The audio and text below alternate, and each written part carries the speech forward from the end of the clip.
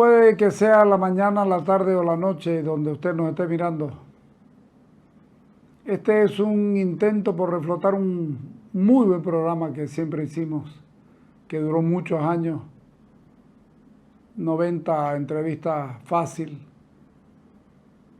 así que tiene acumulación. Y resulta que para reinaugurar o para relanzar el programa, nadie mejor que una chica que me la notició Paula Peña y corrí a verla. Se llama Ana Solís, es de aquí de la Guardia, más allácito, por Santa Rita, por ahí. Ella se tituló en Bolivia, se consiguió una beca, se fue a Alemania. En Alemania trabaja en una fundación importante, pero no solo eso, nos representa muy bien a los cruceños sin decir yo soy representante de. Ella está en la Deutsche Welle, el famoso canal de televisión alemán que se transmite también en castellano. He logrado ver 4 o 5 entrevistas de ella y la que más me sorprendió fue ella hablando de China, haciendo análisis de China. Pelada, joven, madre de 2 hijos que estudian y viven en Alemania. Pero no es normal que una joven, una señora cruceña o boliviana esté en un canal de televisión por más de 12 años, como está ella. Así que teníamos que buscarla y miren la casualidad, justo nosotros hablando con Paula de ella y conseguí sus datos y me llega una invitación del grupo Landívar y a participar en una charla que ella daba aquí en Santa Cruz. Dio la casualidad que venga, dio la charla, yo no pude ir, pero conversamos largo aquí con nosotros. Este programa, consecuentemente, les puedo decir, se está grabando en abril del 2026, pero no les digo fechas porque después van a venir otras entregas de estas y queremos que queden ahí para siempre mientras se pueda, por supuesto.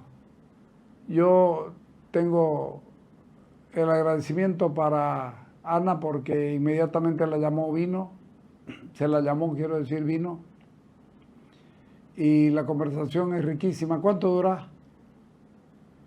Más de 1 hora. Más de 1 hora, bastante más largo que 1 hora.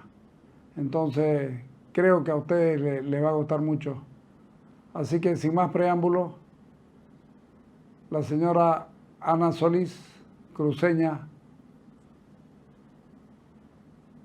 analista de Deutsche Welle, trabaja en Alemania y es de aquí de Santa Rita, de la Guardia. Ahí va. Al fin te conozco, Ana Soria Landívar, en lo personal. Igualmente, al fin lo conozco. Te he seguido mucho por... ¿Cómo llegas a la Deutsche Welle, la televisión más importante de Alemania y probablemente de las 3 más importantes de toda Europa? ¿Cómo llegaste ahí, una cruceña que va y se mete una camba? ¿Ah? Con la Deutsche Welle que me invitan como analista hace unos 14 años y estoy viviendo 16 años en Alemania, en Hamburgo. ¿En 2 años aprendiste el alemán o es para Deutsche Welle en español? En español principalmente, los programas que hago con ellos, que fue lo que comencé, con español solamente. Y me llaman porque ellos vieron una publicación. Yo llego a Alemania para escribir mi doctorado, llego con una beca y a escribir mi doctorado. Y en ese tiempo ya había hecho algunas publicaciones sobre algunos temas de China con América Latina y así me contactan. Ahorita me vas a contar por qué China. Pero te contactan y entras y te quedas. 14 años. Sí, voy al primer programa, recuerdo que se llamaba Agenda, que ese ya no está. Y después de eso me empiezan a invitar ya a un programa de debate. Ya, ¿y tu primer debate con quién fue? Tengo varios. Buena pregunta, eso no lo Sí. recuerdo bien. Pero primero era un programa Agenda que tenías 3 temáticas. Me parece mi temática era ese día sobre Venezuela.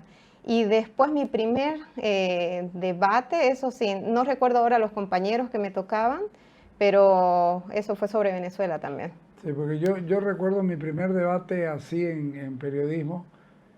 Yo estaba en ATV, hacía 2 semanas que estaba en ATV.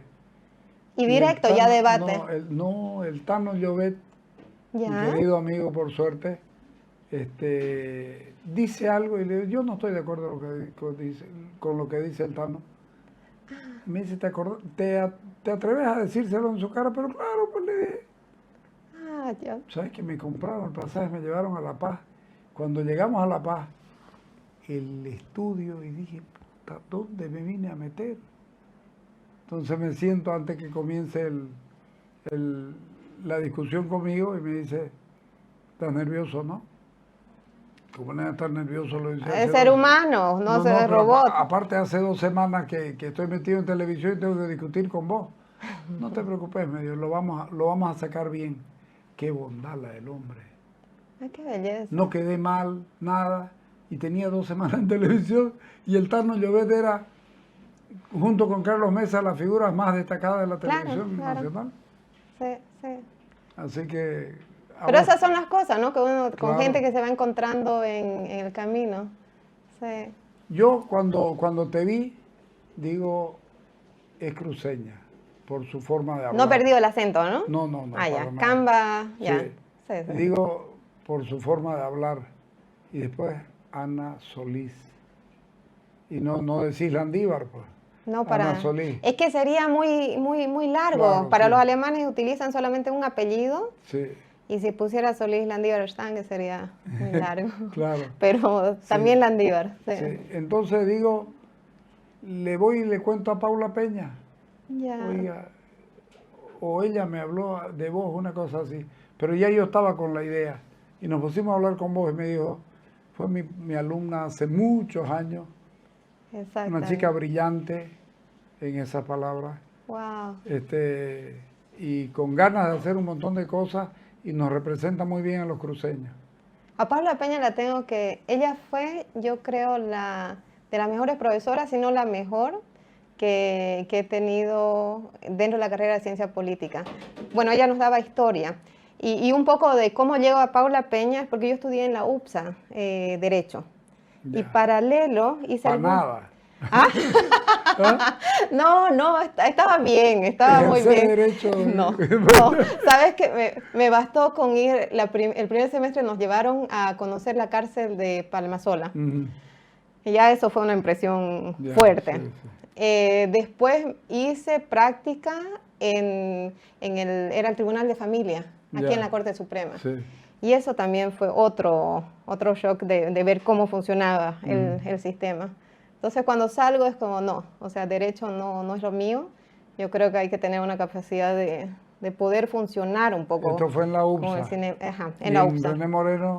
Y bueno, en la René Moreno no terminé ahí, terminé la carrera en Chile, pero ya estaba inscrita en la UPSA en Derecho y yo quería ciencia política, era lo mío. Pero bueno, dije, bueno, voy a estudiar Derecho y voy a probar de dar el examen. Lo di el examen, que se postuló mucha gente y yo dije, bueno, no puedo desaprovechar si he pasado si tengo esta opción. Y ahí la conocí a Paula Peña. Vi cómo funcionaba y la diferencia de una universidad privada con una pública, la asistencia de los profesores. Yo espero que con los años eso ha cambiado, de verdad que lo espero. El profesor que te atendía en la mañana en la UPSA era puntual, y serio, y en la René Moreno no llegaba. Exactamente el mismo profesor que yo había pasado clase en la mañana, más tardecito llegaba a la Gabriela y él no llegaba. Entonces... ¿Y Chile? En Chile ya fue en la Gabriela Mistral, en una universidad privada. Sí. Y ahí, bueno, terminé la carrera. ¿Sociología? Ciencia política. La ciencia. Ciencia política. Y después hice un magíster en estudios internacionales, que ahí fue donde encontré que era mi especialidad, lo que realmente ¿Y me eso gustaba. te permite ir con una beca a Alemania? Todavía no. Entre medio en que estaba haciendo el magíster, yo me postulé a una beca de la Fundación Carolina en España, Ya. que tenían sobre integración regional y relaciones económicas internacionales. Eran 4 meses. Era un curso de posgrado a Barcelona. Me postulo, voy a entrevistas, todo, y me gano la beca. La Fundación Carolina tenía muy buenas becas. Te Sí, cubrían sí. absolutamente todo. Y bueno, pasé esto y ya voy encaminando, ¿no?, hacia política internacional, mi especialidad. Vuelvo, termino en Chile mi magíster y de ahí me vengo para Bolivia, que estuve aquí como 1 año o 1 año y medio. Y ahí postulo porque ya había trabajado como profesora en la universidad en Chile. Y ya tenía la idea de que, bueno, quiero seguir esta carrera académica. Y de ahí, cuando llegué acá a Santa Cruz, fue como, ya, voy a postular para el doctorado. Y que mi idea no era Alemania, era China. Ahí empieza la historia con China. Tu romance que tenés con China. Con China, sí. Y es también eso, los caminos en la vida, cómo te van llevando, ¿no? Escribí mi magíster sobre las relaciones entre bilaterales, políticas, económicas, entre Venezuela y Bolivia. Porque en ese tiempo empecé a ver esto de la idea de la propuesta que tenía Chávez. El socialismo del siglo XXI. Exactamente, toda esta idea y cómo se iba incorporando Bolivia. Pero fíjate la importancia de Venezuela con nosotros, no solamente a través de Bolívar y Sucre, sino que Carlos Andrés Pérez fue uno de los hombres más importantes que tuvo la recuperación de la democracia. Exactamente, sí, sí. Y bueno, y ahí empiezo yo con este tema de Bolivia y Venezuela, y ahí veo que China tenía mucha presencia o iba aumentando su presencia con Venezuela. Claro, porque yo me pregunté, porque Pablo me dice especialista en China, Ajá. y dentro de mí dije, ¿qué hace esta pelada metida con China? Porque China es un misterio para todos nosotros, pero es un país que se incomoda frente a un montón de cosas, ¿no? Se lo ve muy, muy malo a veces a China, o que hipócrita, que no quiere manifestar preferencia por nadie, y es porque no lo conocemos a China. ¿O sí? Yo creo ¿Lo que conocemos? lo vemos, no lo conocemos, y a primera vista podemos hablar de contradicciones dentro de la política china, Sí. ¿no? Y hay una cuestión con China, o lo que se pensaba, y que empieza realmente a incorporarse más en el mundo, es a partir del 2001, con su incorporación a la Organización Mundial de Comercio. ¿Qué pasa ahí?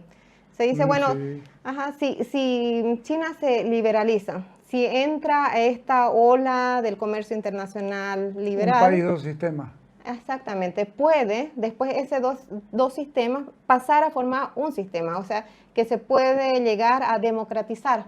Era la idea de que la liberalización económica puede generar cambio político. Exactamente. ¿Y lo ha logrado o no? No, eso queda en teoría. Eso no, efectivamente no lo ha logrado. Es más, vemos se ha más radicalizado bien, más exactamente, bien China. Con Xi Jinping, que llega el 2013, después con cambios dentro de legislaciones dentro de China a partir del 2017, vemos que más bien el poder se ha centralizado de tal modo que es un régimen más bien autocrático y para nada ha ido hacia el camino de la democracia. Salvo Corea del Norte, que es cualquier cosa, el país más comunista del mundo es China. Sí. A nivel político estoy hablando. Sí, y yo diría, hablar del término autocrático, ¿no? De esta... No me parece desacertado. Sí, de esta más bien concentración del poder en una persona, que en el caso de China no lo teníamos desde la época de Mao. ¿no? Claro, de Mao claro. concentraba todos los poderes en sí, se estructuraba el partido Mao era político. todo, ¿no? Exactamente, o sea, tenía poder militar del Partido Comunista y como presidente de China. Y eso no lo veíamos, no lo vimos después hasta que llega Xi Claro, porque Jinping al viene poder. Zhou Enlai y todo esto, que eran reformistas, teóricamente. Exactamente, ¿no? Vemos principalmente en la década de los 90 que hay esta idea de que China quiere incorporarse al mundo, al sistema internacional, hay la apertura económica que vemos, toda el relajo en la zona costera económica. ¿Cuánto juega Nixon en eso y Kissinger? Es clave, ahí va a ser clave y ahí lo interesante es que tiene que ver también el tema de Rusia, ¿no? Como ahora lo vemos. Sí. Por eso es interesante un poco, no sé si se puede comparar la pugna, realmente. La pugna, ¿no? Efectivamente. Sí. En ese tiempo que se hablaba... El PECUS y el... sí, que se hablaba de este triángulo estratégico, ¿no? Entre China, Estados Unidos y Rusia. Y la diplomacia del ping-pong, el rol que hace Kissinger de visitar, de realmente de abrirse en su relación con China. Pero fue amigo de los chinos. Ahí está en su biografía, que es una belleza. La escribió cuando tenía 100 años. Sí, Qué genio, ¿no? Sí, sí. Y es realmente, eso va a marcar, qué bueno que lo preguntas, porque eso va a marcar un cambio realmente del rumbo, de la política y de lo que vemos ahora. Pero claro, un factor dentro de todo eso es el de quebrar un poco o alejar esa relación de Rusia y China, ¿no? Y como todas las cosas, no tenés un solo factor que explique todos los procesos, sino que son procesos. Entonces, eso es uno de ellos. ¿Vos conocés China? Sí, sí. He estado ¿Y te dieron la visa así nomás? Sí, pero... Entonces, ¿tienen algún nivel de apertura tienen? Porque vos sos crítica. Sí, sí, pero la verdad que los últimos años no he podido regresar. Primero era más bien por voluntad, más bien he estado visitando más Taiwán, porque nuevamente volvemos a este cambio 2017-2018 que se ve también en el lado académico. Antes podía tener mucho más contactos con colegas en Beijing, dentro de la Academia de Ciencias, ¿no? Que está muy ligada al Partido Político Comunista, con donde asesoran también esta gente. Era posible entrevistarlos, era imposible encontrarse con ellos o también con gente del Ministerio de Comercio. Eso lo hice en Beijing. En Shanghái también tiene un instituto muy interesante de estudios internacionales, donde di también una charla, una presentación, y había un contacto más o menos con colegas. Esto en los últimos años... ¿Lo enfriaron? Sí. Lo que está pasando mucho, y eso lo vemos en el mundo académico, que dentro de las conferencias se puede hablar con estos colegas. Una vez que regresan a China, el contacto se acaba. Y es por... podés encontrarte en otra reunión y seguirla la charla, digamos. Exacto, en otro lado. O sea, cada año, ¿no? Porque tenemos conferencias que son cada año. Eso es un cambio porque, nuevamente, el 2017... hay una nueva ley de seguridad nacional de China. Y entonces no solamente tiene que ver con que empresas chinas deban informar al gobierno si el gobierno le solicita alguna información, ¿no? Si le dice, dame tu lista de contactos, bajo esa ley tienen que hacerlo. Y también vemos el impacto dentro del mundo académico. Por ello... ahora solamente los últimos años he estado yendo cada año más a Taiwán, ¿no? Para tener un poco más de contexto. Y lo otro es que desde este año, yo estoy en la Universidad de las Fuerzas Armadas de Alemania. Desde este año tampoco nos autorizan ir para allá. ¿Los alemanes? A los que trabajamos dentro de la universidad. ¿Cómo llegas en Alemania tan lejos? Porque trabajas para el Estado alemán. Sí, exactamente, sí. El contrato es con la República de Alemania, con el Ministerio de Defensa, sí. que está, que ahí está la Universidad de la Bundeswehr. Bueno, y llego ahí porque Alemania llego por una beca. Yo me postulé a una beca. Claro, vos fuiste por una beca, pero... Pero lo que te decía, primero era mi idea ir a China. O sea, muy joven todavía. Y pensaba, bueno... ¿Y siempre te atrajo China? Lo encontraba muy interesante lo que ya iban haciendo en América Latina. No era importante en números, porque cuando vos ves las relaciones entre países, lo primero que hacen, bueno, a ver cuál es el intercambio comercial, ¿no? Pero eso no te dice todo. Claro, no decía todo. Era por debajo, además, se movían con el famoso Partido Comunista de la Unión Soviética, donde connotados bolivianos han estado en China, pero se movían por debajo y lo comercial, como estás diciendo, era muy poco, ¿no? Sí, era muy poco, no le dan importancia, pero había otros sectores que sí eran importantes de los 80, por ejemplo, con Brasil, desarrolló su sector satelital con China, y China desarrolló su sector satelital, ahora decimos una potencia, pero en ello va en colaboración con Brasil. Muchos modelos, o hay unos modelos específicos que desarrolló con Brasil, China después lo copió para desarrollar y expandirse en este área. Teníamos asociaciones estratégicas firmadas con Venezuela, que era mínimo su intercambio. El 2001 fue el primer socio comercial después de Brasil. Y si vos veías, no había intercambio. Eso es lo que me llamó la atención. ¿Cómo podía ser si no había intercambio? ¿No había intercambio?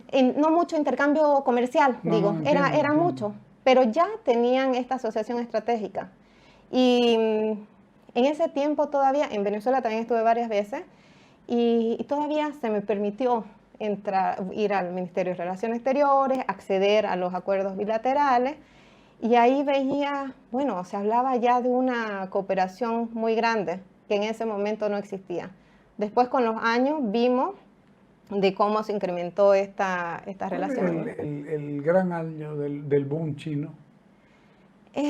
Yo diría, el hito empieza a partir del 2001. O sea, el ingreso dentro de la Organización del Comercio le va a abrir las puertas a mercados occidentales. ¿No? Claro, como te decía, son procesos, pero si vos decís cuándo empieza realmente a expandirse su economía. Y es tan como se dijo, no, ellos comenzaron copiándolo todo y haciéndolo mal y después lo fueron corrigiendo. ¿Podemos creer que eso fue así efectivamente? Sí, hay ejemplos, sí.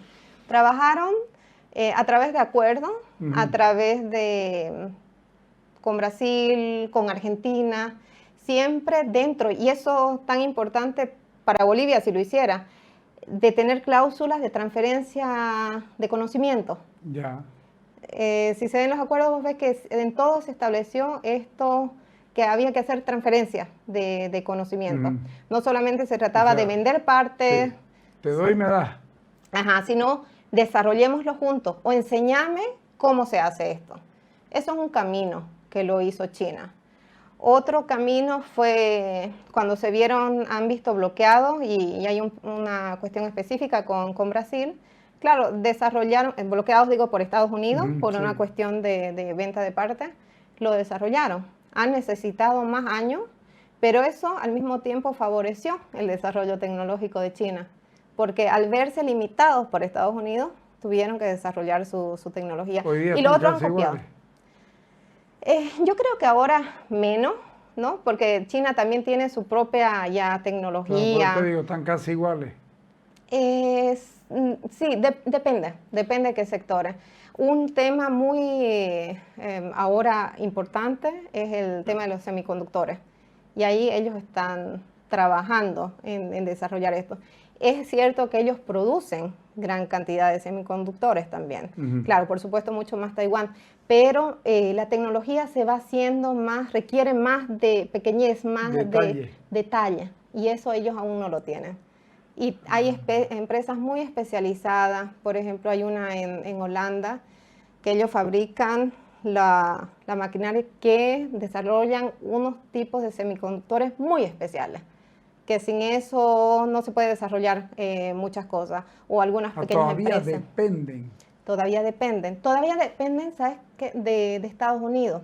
Estados Unidos, con la nueva regulación, primero sostuvieron de bloquear las exportaciones de semiconductores a China. Sí. Pues la semana pasada, o no hace mucho, ha tenido que Estados Unidos nuevamente reabrir de la empresa Nvidia unos semiconductores que se llaman el H200, que nuevamente se puedan exportar a China. Y esas son contradicciones, ¿no?, de todo este discurso geopolítico, pero que necesita un mercado Estados Unidos también. Sí, pero la contradicción no es más de Estados Unidos que con China, porque China se contradice, pero finalmente aprovecha y logra lo que está buscando.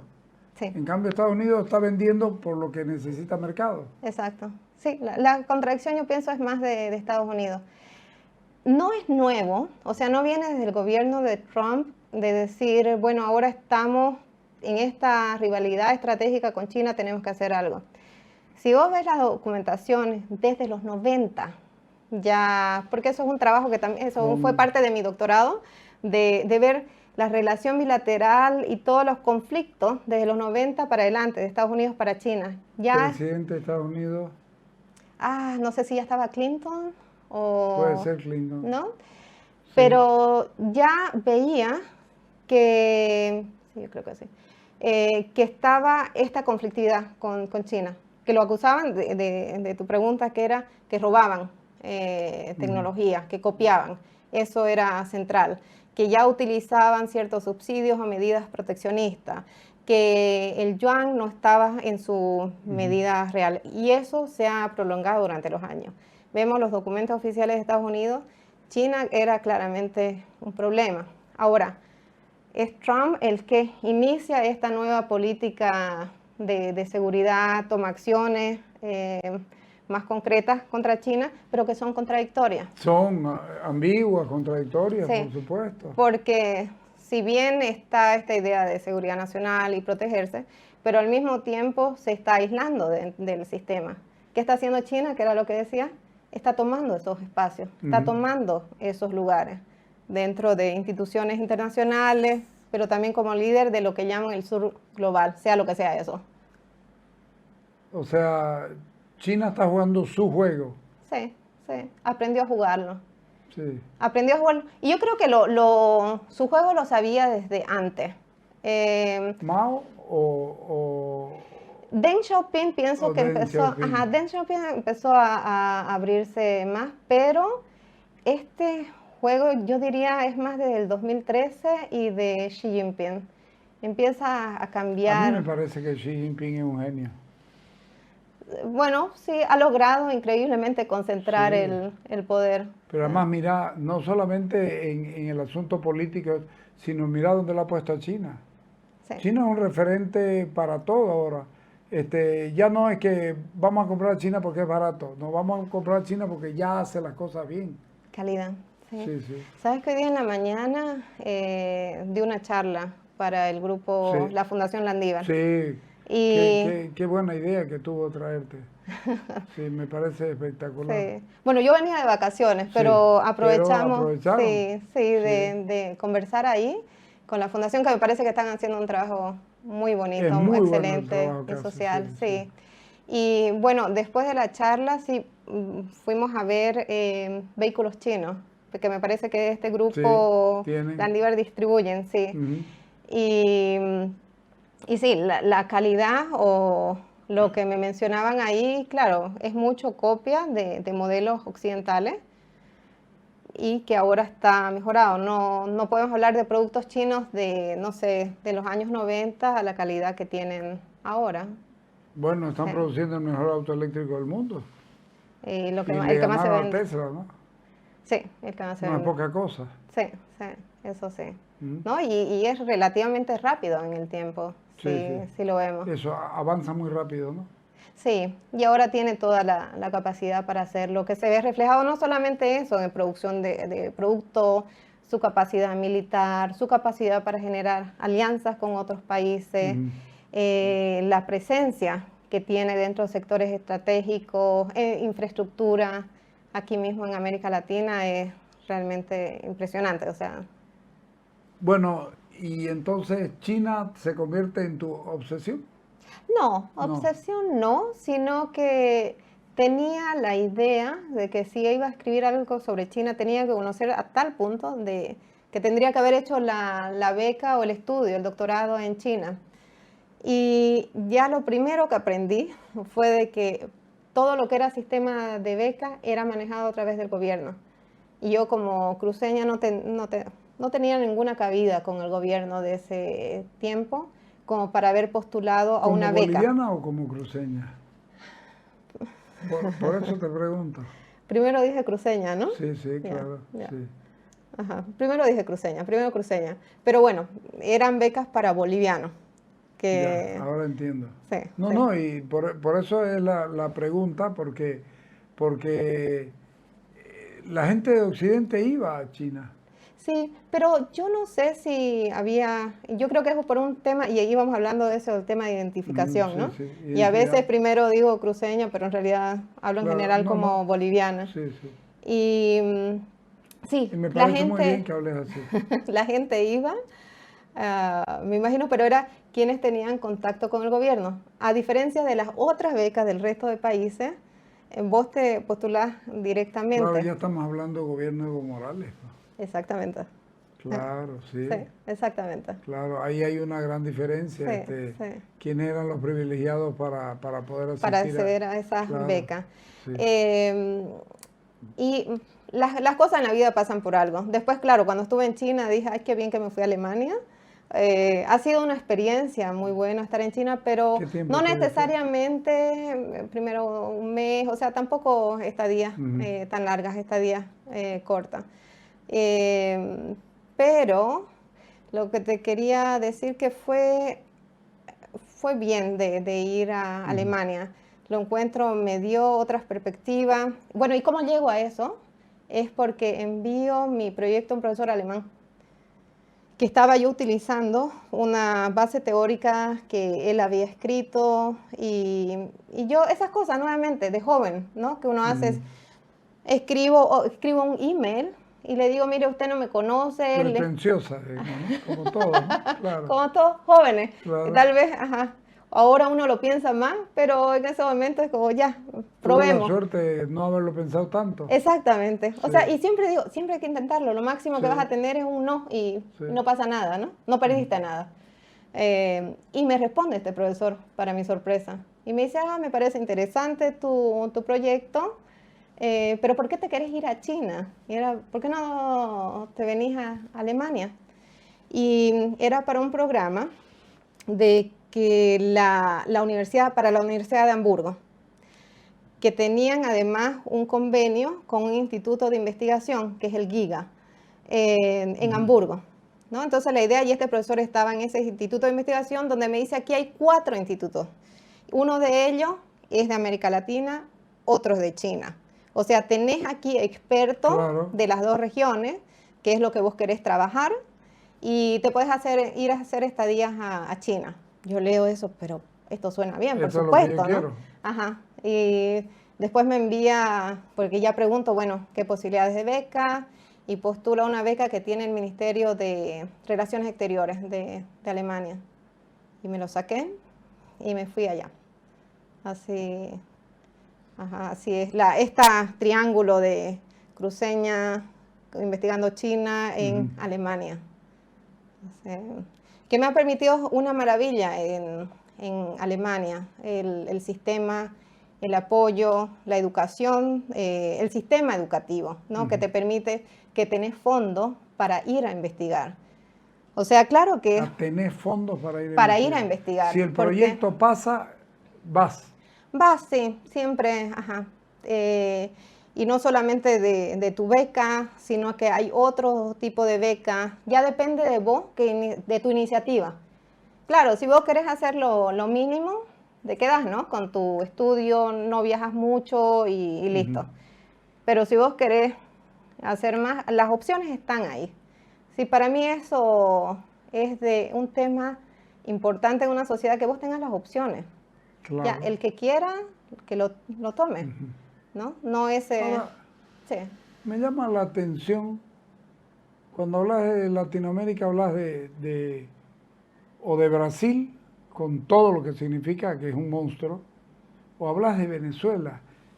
Y la referencia para todo el que hizo política, habló de socialdemocracia, habló de elementos como eso, o de partidos muy demócratas como era lo de Caldera, por ejemplo, que era más apegado Rafael Caldera.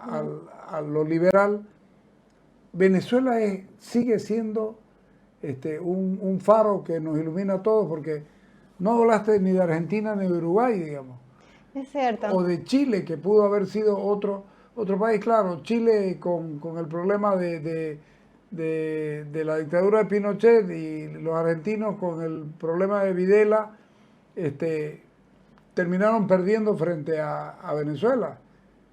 Venezuela, pese a todo, no ha terminado perdiendo, y mirá, lo tuvieron a Chávez, ¿no? Claro, era el país de los 40 años de democracia, ¿no? Claro. Entre adecos y copellanos que iban intercalando, o sea, era una democracia estable. El nombre Carlos Andrés Pérez.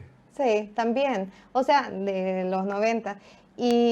Pero el asunto es ahí con Venezuela, y yo creo que es un factor de que tal vez este intercambio precisamente de lo que hablamos, de los dos partidos políticos, fue generando en silencio un movimiento y una masa descontenta que ya no lo vieron, ¿no? Es valorable, tenemos una democracia estable, pero Chávez nace de algo. Su intento de golpe de Estado en el 92. Claro.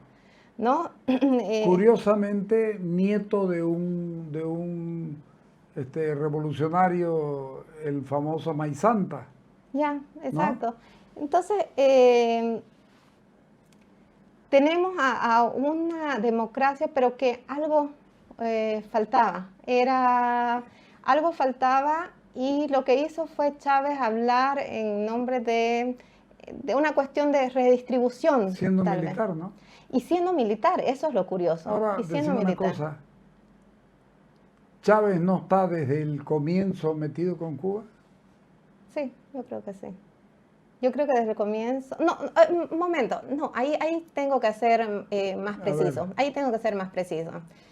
Yo creo que Chávez del 99, 98, 99, llega con un discurso más populista, ¿no? Que llama la atención al sistema de redistribución de los recursos, no hace tanto un reclamo hacia la democracia, sino que era una cuestión más de un discurso populista. Sí. Eso es lo que era. No era un proyecto primeramente socialista. No era. ¿No? Y después lo que pasa, en el 2002 hay un cambio allí. Sí, pero yo te digo, Evo Morales tampoco hablaba de un proyecto socialista, pero Evo Morales desde el comienzo estuvo con Cuba.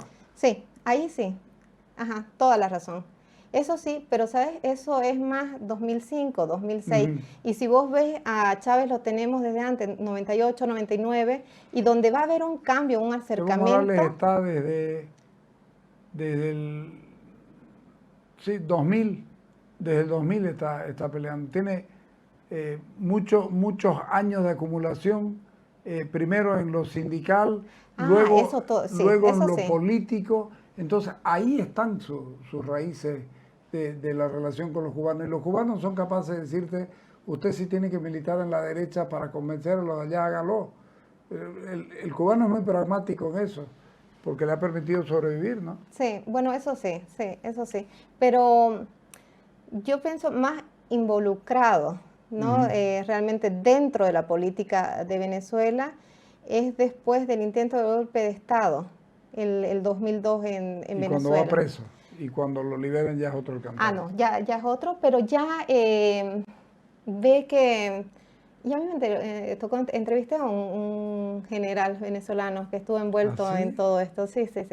Eso fue interesante. Y bueno, pero eso en otro momento tal vez lo conversamos. Pero ahí vemos cómo hay un cambio dentro de Hugo Chávez. Hay el acercamiento directo con Cuba. O sea, ese gobierno de Venezuela, de Hugo Chávez a partir del 2002, pero puede ser como vos decís, o sea, esos son lazos que ellos van construyendo Sí, claro. desde antes, ¿no? Pero oficialmente y tan cercano es desde el 2002 con Cuba. Es un cambio mucho más claro, abierto de esta idea del socialismo para el siglo XXI. Sí, sí. Pero fíjate cómo es el asunto. Lo pintan a Maduro como un hombre, un ignorante que manejaba un colectivo. Y sin embargo es un hombre formado en Cuba. Maduro es un hombre formado en Cuba. Sí, sí, es de esa línea. Claro. Y la esposa, y el hermano de la esposa, o sea, viene de ahí y yo creo que Cuba ha tenido realmente un rol central Sí, dentro de estos gobiernos, dentro de todos los servicios de inteligencia, ¿no? Tanto en Venezuela como en Bolivia. Es más, agarran a Maduro, ¿no? En esta última acción concreta de Estados Unidos y quiénes son los muertos, ¿no? Los informes son son los quiénes cubanos. son cubanos. Ellos estaban presentes. Y lo mismo en Bolivia durante la época de Evo Morales. Ahora, pero por si acaso, no solamente, claro, he visto el tema de Venezuela, el de Brasil, pero también de Argentina. ¿Y por qué esos países? Porque me preguntaste un poco con China, porque eran los 3 países en la región que tenían asociaciones estratégicas firmadas con China, los únicos 3. China vio ciertos aspectos. Claro, con los concretos. Kirchner y compañía. Exacto. Y además en el tema tecnológicos, habían sectores que los chinos estaban interesados. Hasta no hace mucho, Argentina era el único país de América Latina que podían armar su propio satélite, por ejemplo. No, ni Brasil, que tenía mucho más fondos, no podían hacerlo solo, por este conocimiento de gente. Argentina es un país que mandó mucha gente a estudiar fuera y esa gente regresó. Entonces tenían el conocimiento para hacerlo, ¿no? Entonces también Argentina fue muy cercano a China. Pero menos influyente en la política sudamericana. Sí. En la política sudamericana yo creo que efectivamente ha sido Cuba, Venezuela. Y eso, que Cuba, no sé cómo lo ves vos, pero yo no veo en estos últimos 20 años que Cuba tenía tanta influencia. Fue Venezuela quien le da esa influencia o esa posibilidad de influencia a Cuba, que no lo tenía antes. Yo creo que Cuba más bien le pasa toda la información y se mantiene en segundo lugar porque entiende que ya no es su momento.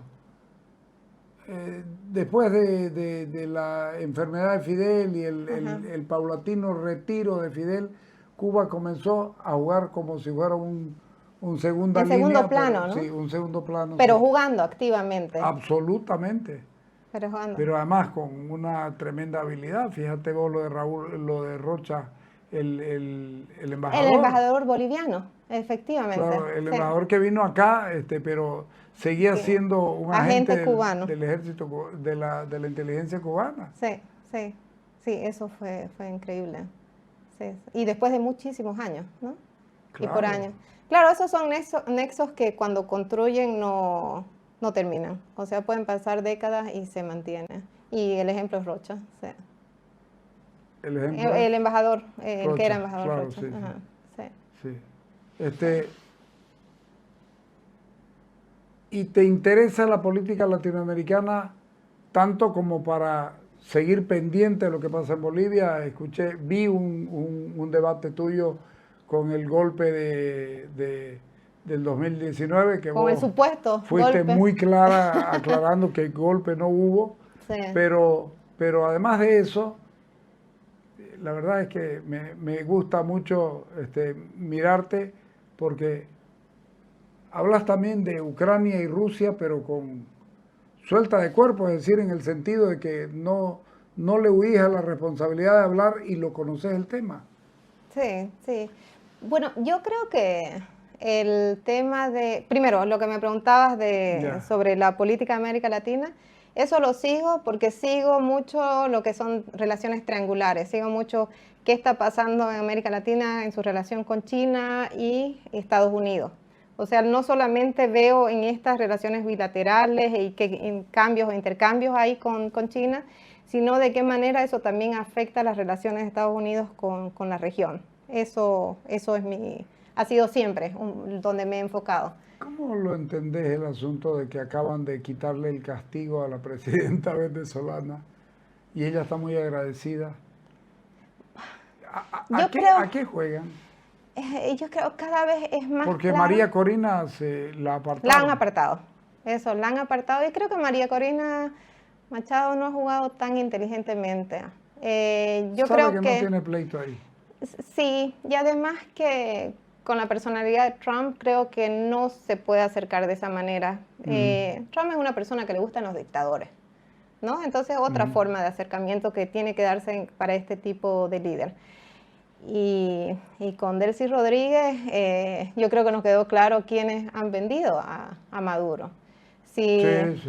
Allí es claramente una negociación, esas son también parte de las contradicciones de Estados Unidos, que no tiene que ver con temas de democracia, sino que tiene que ver con una mirada mucho más limitada. Geoposicionamiento. Ajá, muy limitada. ¿Cuál es mi interés nacional? ¿Por qué me interesa Venezuela? Es un punto geoestratégico, sacar a China de allí. Y ha hecho lo que tenía que hacer, porque además, Carlos, si miras, está ligado con el conflicto que tenemos ahora en la guerra en Irán, ¿no? Con el tema de que se ha cerrado el estrecho de Hormuz, entonces de asegurar también el suministro de petróleo en Venezuela.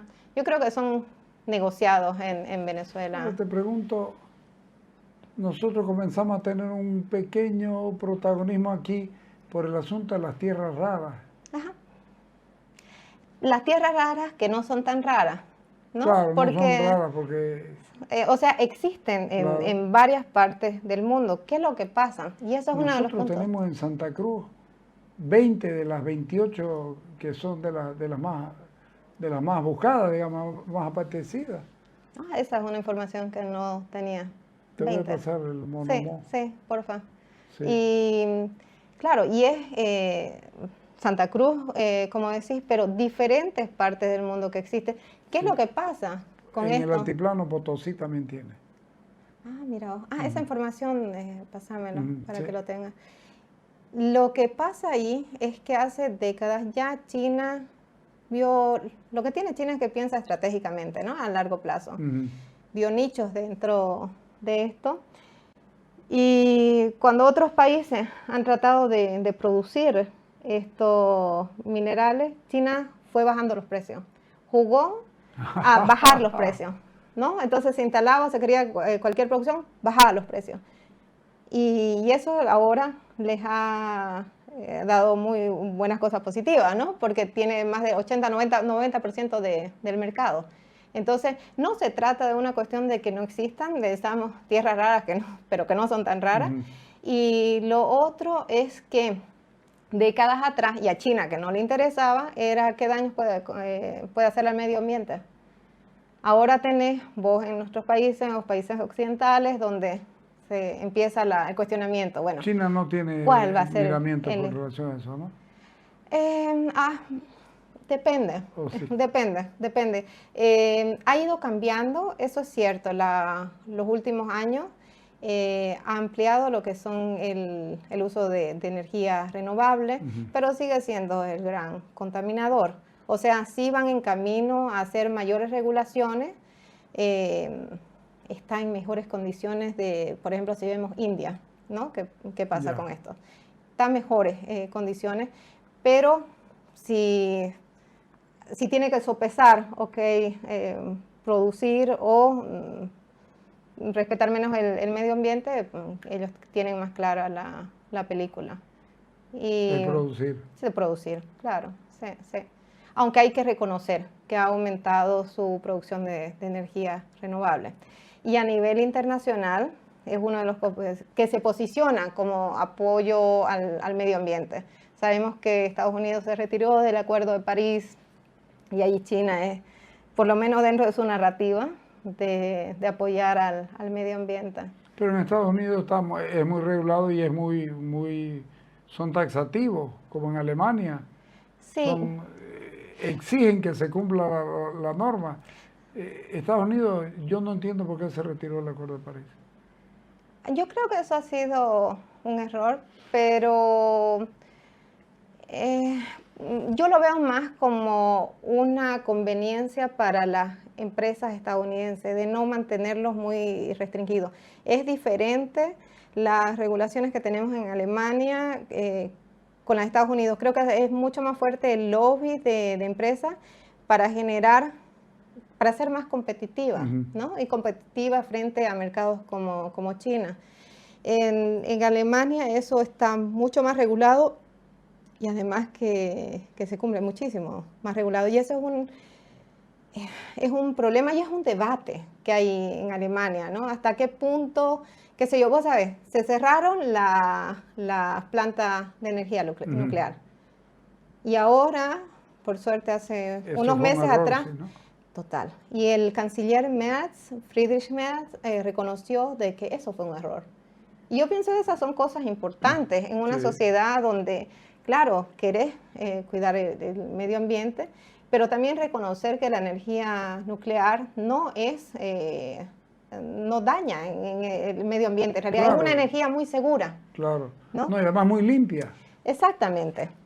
Exacto, ¿no? Y eso, ahora ver y reconocer por parte del canciller que fue un error el cierre de esa planta, es un paso. Ahora, si eso pueda significar alguna apertura o no, vamos a ver. Tenemos a Francia al lado, que es el que está realmente suministrando energía nuclear a varios de los países, por ejemplo a España, y ellos no se hacen tanto problema. O sea, hay que diferenciar entre los diferentes países. Y lo que me preguntabas, lo otro, que ahí tiene que ver con el tema de energía, ¿no? La guerra de Ucrania y Rusia. Antes de entrar a Ucrania, sigamos aquí en Venezuela. Correa y sus descubrimientos, él no era un voluntario venezolano, él cobraba por ser asesor político y mucho dinero. Sí, efectivamente. Eso no sorprende, pienso. Sí, no sorprende. ¿no? Sí. Ajá, porque es una práctica relativamente habitual de expresidentes, pero es el modo de la narrativa que tienen, el discurso que tienen, pero después ya si vamos a cifras y cuánto dinero hay de por medio, es otra cosa. Y lo que decía hace un momento, lo único bueno de Correa es que se fue cuando cumplió su mandato, ¿no? Que eso no pasó en Bolivia con Evo Morales, no pasó con Hugo Chávez, con Maduro, probablemente ahora con Ortega en Nicaragua. Los Kirchner Ortega, que fueron. Ortega está por hasta que le dé la gana. Exactamente, ¿no? Entonces, si hay algo que se le puede criticar todo válidamente, pero al menos fue un... Nicaragua lo ves muy protagonista de esto como segunda línea, pero protagonista también. Nicaragua... ¿O es más centroamericano nomás? Bueno, había un vínculo más cercano con Venezuela y Bolivia a través de esta idea del Petrocaribe, ¿no? que tenían formado. Pero creo que ellos están bastante más ocupados con su temática interna. Es un pequeño país en Centroamérica que no tiene mayor implicancias para la región, que es muy diferente de si hablamos de Venezuela, ¿no? Claro. Sí. Además, Venezuela es uno de los 2 primeros países del mundo en petróleo. Efectivamente, es más, tiene la reserva más grande de petróleo del mundo. Lo único que es el petróleo pesado, ¿no? Es muy pesado. Ajá, efectivamente, que necesitan refinerías especiales para ellos, donde mayormente que están en Estados Unidos. Claro, mayormente que ellos ya no pueden trabajar con su propio petróleo. No, tienen que pasar todo ese proceso. Y bueno, ahora vamos a ver qué va a pasar con la industria petrolera, ¿no? Con la producción de petróleo al menos en Venezuela. Cómo lo van a reactivar las inversiones de Estados Unidos. Pero ya llevan mucho tiempo y nada las inversiones, y nada el control, ni nada que Venezuela comience a producir en grandes cantidades. No, porque ¿Por qué estaba eso? muy destruido Venezuela. El problema es que los últimos años no se hizo inversiones Ujú. para búsqueda de nuevos petróleo, Igual que nosotros. nuevos... exactamente eso. Fue una política extractivista total, sin inversiones, y lo peor, y ahí viene nuevamente China, que prestó algunos, oficialmente es más de 60.000 millones de dólares durante estos últimos años, pero otros hablan hasta de 100.000, pero oficialmente son más de 60.000. ¿Qué pasó?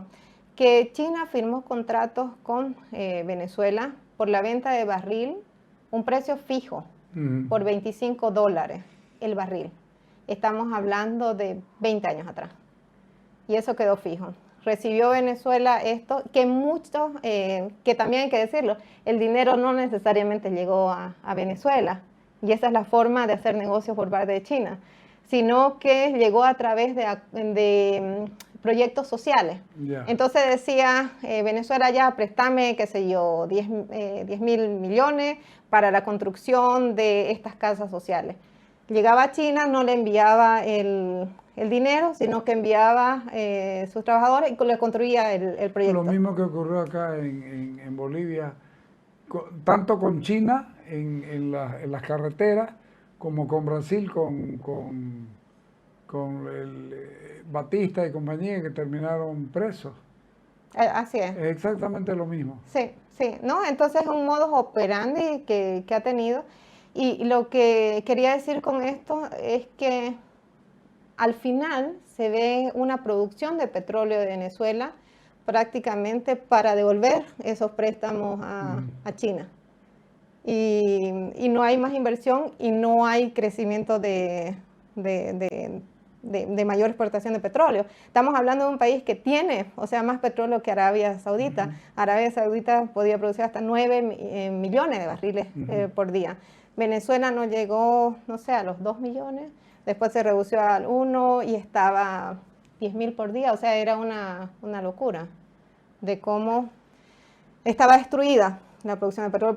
Por lo tanto, pienso esto va a tomar un poco de tiempo. ¿Te discutiste con periodista, con una periodista española también por el tema de Rusia y Ucrania? Sí, sí. Yo he tenido 2 peleas. Te decía que llevo como 14 años prácticamente en la 8BL, los últimos años este talk show, este programa de discusión a fondo, y he tenido 2 veces que ha sido discusión. Soy más bien de dar mi opinión, escuchar al otro y vamos más bien estilo conversación. Hasta que te tocan, ¿no? Hasta. Y uno me tocaron con el tema de Bolivia, eso fue el 2019. Y esto fue recientemente. Ese es para mí lo mejor que he escuchado porque es muy actualizado, es muy comprometido además con la posición ucraniana. Sí, porque, y sabes que me escribió gente de Ucrania, es cierto, ¿Sí? Agradeciendo que apoyaba, sí, gente que me escribió en inglés, yo no sé, ese programa creo que me decís que fue en español, sí, en español, pero recibí mensajes en inglés. A lo mejor no sé. lo traducen, pues, ¿no? Me imagino que sí. Por ser de interés de Ucrania. Me imagino que sí, así. Y bueno, era la discusión prácticamente decir, bueno, que Putin casi que tenía el derecho a ocupar Ucrania y mi posición que eso iba en contra del derecho internacional y que ningún país que lo estás invadiendo tenía por qué ceder territorio. Y sí, y ahí la discusión se puso un poco más... Ahora, Putin tiene, lo que conversábamos en el corte, Putin tiene la mentalidad soviética pero sin comunismo. Si a él le dan la chance, los anexa a todos de nuevo. Exacto. Y si ustedes recuerdan, cuando Putin invadió el 2022, ¿no? El 24 de febrero del 2022, que invade Ucrania, el discurso que él da, que ya lo habíamos escuchado antes del 2014, antes que invada Crimea, cuando él se posesiona, pero el discurso es una base histórica desde su punto de vista como República Soviética. O sea, él vuelve toda la lógica, y eso es interesante de verlo nuevamente después que han pasado todos estos años, pero cuando él presenta esta invasión o esta justificación a la invasión, vemos que no solo va la lógica de invadir Ucrania, sino que estaba abierto a la posibilidad de restaurar lo que era la Unión Soviética. Para él es una vergüenza histórica que se haya desmembrado la Unión. Exactamente. Humillación con este desmembramiento de la Unión Soviética. Entonces, eso lo entendieron algunos políticos. Claro, la gente no deja de ser agente, ¿no? Sí, eso se mantiene. Sí, exacto. Sí. Y eso era la discusión que muchos políticos en Europa entendieron, pero muchos tampoco no entendieron. Que no se trata el conflicto solamente de Ucrania, sino que se trata de un proyecto, un objetivo mucho más grande de Putin, que no solamente es esta región de Ucrania. Ahora Putin tiene fijación con eso porque tiene países muy ricos en petróleo y en gas alrededor de él. Él es muy gran productor de gas, sin duda, y con eso lo chantajea a los europeos libres, ¿no es cierto? Pero allá hay países que le pueden consolidar la riqueza, al sur de ellos hasta llegar al Asia misma. Sí, efectivamente, y también riquezas de minerales también en Ucrania, ¿no? Sí. Efectivamente, el tema de los recursos siempre va a estar ligado, o está ligado. ¿Hay alguna otra razón por la cual invadió Ucrania? ¿Porque no le gustó el presidente? No. Bueno, ese era el otro. Era, bueno, porque formaba parte prácticamente un desconocimiento a la individual, al país, ¿no? Un desconocimiento de un país independiente de Ucrania. El otro fue que donde hay rusos en un territorio, es territorio ruso entonces. O sea, si para él, en su concepción, si hay rusos, forma parte de Rusia, ¿no? Está este tema histórico y estaba lo otro que acusaba al gobierno de Zelensky de ser nazi, ¿no? Recuerden, es porque necesitaba una narrativa. Pero es muy fuerte, en Europa es muy fuerte. Eso es muy fuerte, eso. Y él lo sabe. Putin sabe cada palabra que menciona, el impacto que puede tener, ¿no? Y eso es una cuestión que tiene un impacto en Europa y precisamente por eso lo utilizó, ¿no? Así, narrativamente los rusos, Putin, se mueven muy bien. Hay un problema de que en Europa mencionamos, o en Alemania, de que no estamos en guerra, pero tampoco en paz, ¿no? Hay bastante, un punto es toda esta propaganda permanente que llega rusa a través de los medios, social media, ¿no? Facebook, Insta, claro, de fake news, ¿no? De noticias falsas. Hay cierta sabotaje en infraestructura que no se aclara necesariamente cómo pasó, y bueno, y así los servicios de inteligencia en Alemania, en Europa, están bastante ocupados con estos temas. Sí. ¿Y Bolivia? ¿Bolivia te interesó siempre? ¿Estuviste siempre pendiente? Siempre pendiente, pero primero no por estudio, y eso es lo curioso. Claro, mi magíster, la tesis lo hice, ¿no? Esta relación Bolivia-Venezuela, y después dejé de estudiar sobre Bolivia, porque me fui. La decisión de qué países iba a estudiar de la relación con China fue una decisión académica, ¿no? De aspectos indicadores, que sido como las relaciones, asociaciones estratégicas. Y mis casos por eso eran más Argentina, Brasil, Venezuela. Habría sido más fácil, claro, si decidía mis casos, solo soy boliviana y así voy a hacer estudios de campo más a Bolivia. Pues la verdad que me mantuve bastante más. Mi objetivo es hacer la carrera académica y por lo tanto mis casos fueron más estos países. Y Bolivia sí quedó un poco relegado, pero soy cruceña, Claro. ¿no? Entonces, lo he seguido, la política. ¿Cómo lo ves Santa Cruz en la época de Evo Morales? Era el empujado por el país. ¿El Estado empujaba al departamento? ¿O no? ¿No lo sentiste así? ¿Lo empujaba en qué sentido? Lo empujaba en el sentido de que era el malo de la película de sí, Santa claro. Cruz, Sí. el paria, el mal hijo, Sí. el que no quería integración, el que era racista, el que era golpista y el que era todas estas cosas. Yo creo que bien Bolivia siempre tuvo el problema de las identidades y hay que reconocer que somos culturas diferentes, ¿no? Sí, por supuesto. El mismo Evo Morales reconoció esto cuando pone el Estado plurinacional. Sí. Diferentes naciones y por lo tanto diferentes identidades.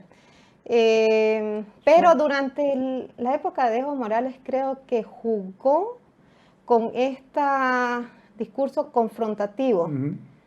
Jugó con ello para afianzarse más en el poder. Sí. Cuando vemos el 2019, que esa fue mi primera pelea que tuve en televisión. Otro pleito. ¿Sí? Vemos que pasa esto de que Evo Morales renuncia. Está con 1 hora y fracción en la Deutsche Welle en lo que uno va a buscar sobre Evo. Pues, sí, puede ser. Bueno, yo no me busco, pero Claro. probablemente sí aparece. Y eso, claro, te contaba antes, ¿no? Que llegó a este programa completamente un movimiento ciudadano, Evo Morales renunció y empieza... Pero la noticia la das vos al productor. Ahí es el clic. Sí, ahí fue un domingo en la noche y dice, ok, hacemos el programa el jueves sobre Bolivia. Y bueno, llego a Berlín porque este programa lo grabamos en Berlín y yo vivo en Hamburgo. Y ahí me encuentro... ¿A cuántas horas?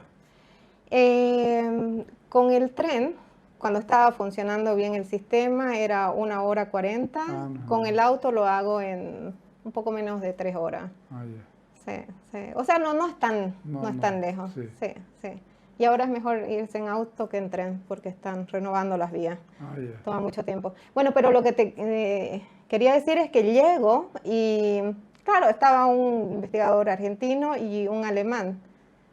Y en el programa empieza que el golpe de Estado.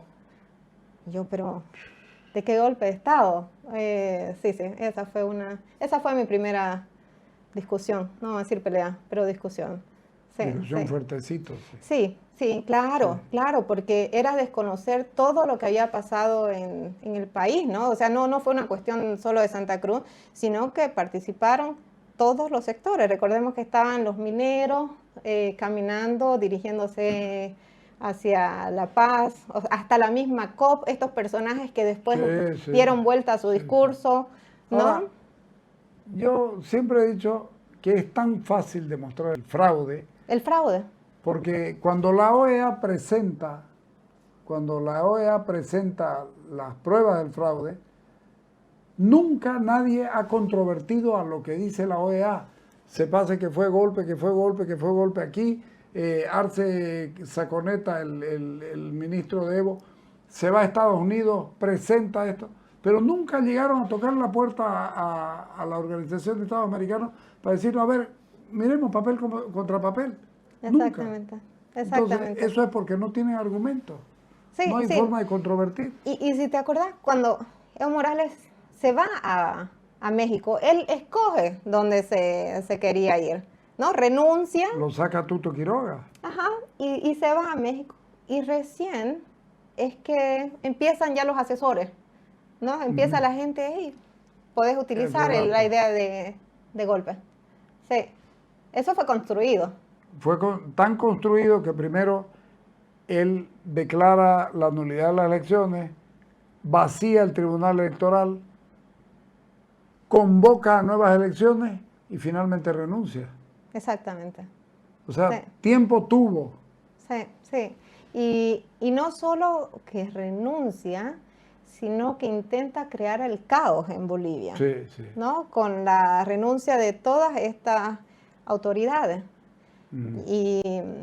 Y claro, y eso para mí era importante porque hasta ese momento yo no había hablado, porque te decía, Bolivia no estaba dentro de mi área de estudio. Ujú. Una cosa es que como cruceña boliviana yo estudie o siga más o menos las noticias, lo que te decía, te seguía Claro. siempre, ¿no?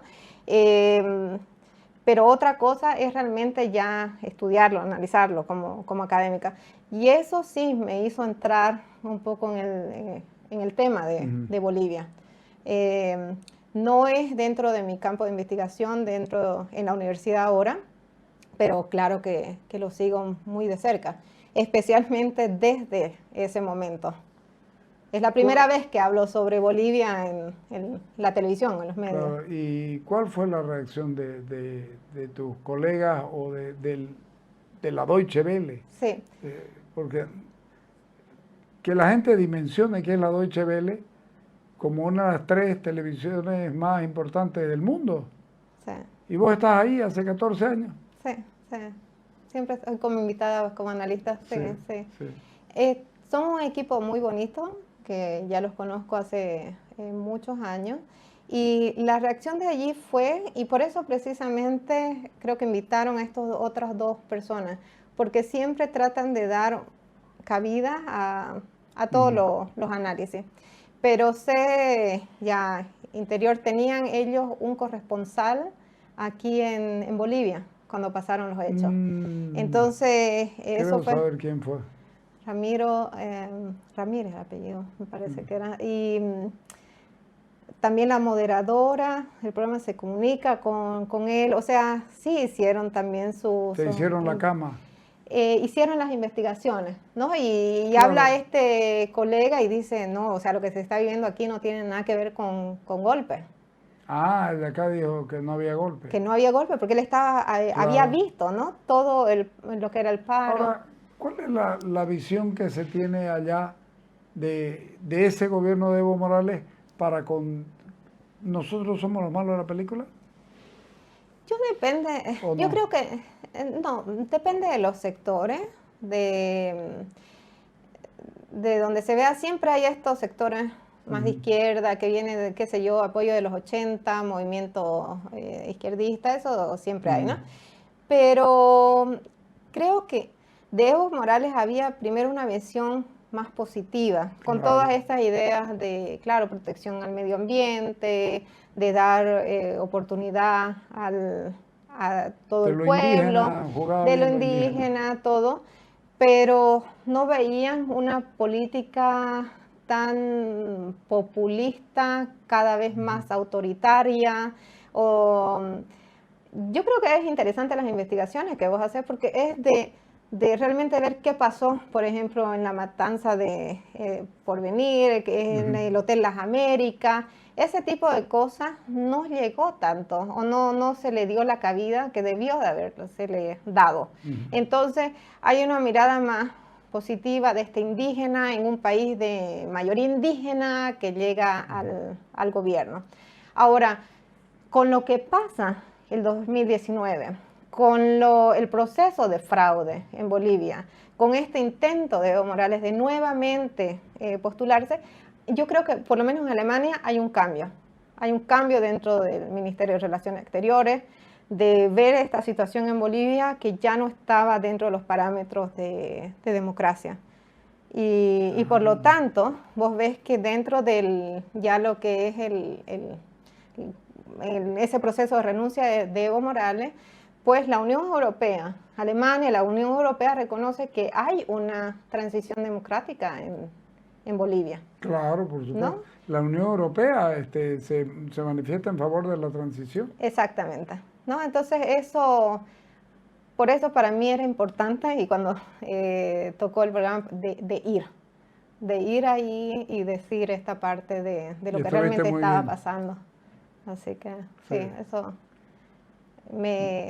tuve la suerte o no sé de estar ahí también para dar esto, porque el discurso del golpe crecía. ¿no? Y era importante decir Sí. esto. ¿Venís seguido a Santa Cruz, no? Últimamente he estado viniendo seguido. El año pasado estuve aquí como 3 veces. Pero no pensás volver. No, todavía no. Sí. O sea, mi tierra, mi corazón No hay está tiempo, acá, claro, sí, sí. Pero tal vez todavía no es el momento. Los Solices de aquí de cerquita, el 16. Ajá, ¿Ah? de La Guardia, sí. Sí, La Guardia. Sí. Sí. Sí, no, cambia total, o sea, sí, sí, cambia total. Así que, Bueno, cada vez que vengas a avisar, Ya. yo voy a ir mandándote cosas. Te agradezco ya, muchísimo. belleza, muchísimas Ah, gracias. Te agradezco mucho Gracias. porque ha sido muy rico estar con vos. Gracias, igualmente, Sí. me encantó estar acá. Ok, vámonos. Gracias, chao.